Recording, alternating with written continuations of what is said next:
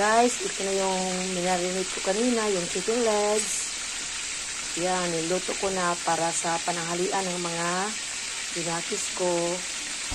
Madali lang naman itong lutuin guys, kasi chicken ito. Ayan na.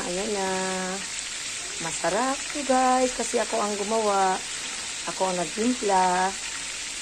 Ayan. Yan guys, ang ganda ng kulay niya. Hinaan ko lang yung apoy guys para hindi siya masunog. Yan, napakabango nito guys.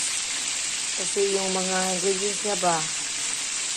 Yan, dinamihan ko yung ground black pepper tapos yung powder, garlic powder. Yan, para masarap siya. Tapos merong oyster sauce, tapos no seasoning.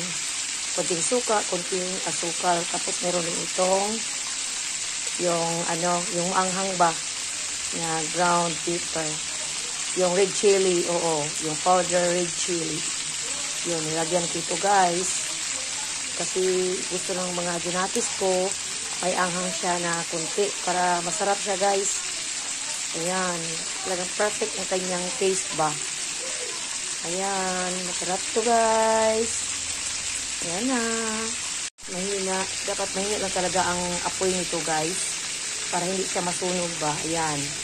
Tapos, huwag natin i-overcook din. Kasi mawawala na yung taste ng meat ng chicken. Kaya, sakto lang. Yung luto na siya. Tapos, juicy siya. Ayan. Huwag natin i-overcook kasi hindi na yan masarap guys. Mapagod na yan. Pagod ba? Pagod. Tuwan ko anong Tagalog yung pagod.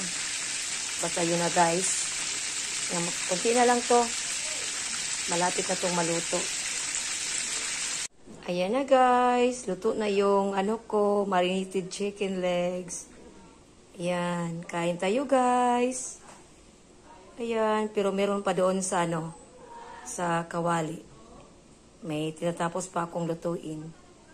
Napakasarap nito guys. Kain tayo. Thank you for watching guys. Love you all. God bless.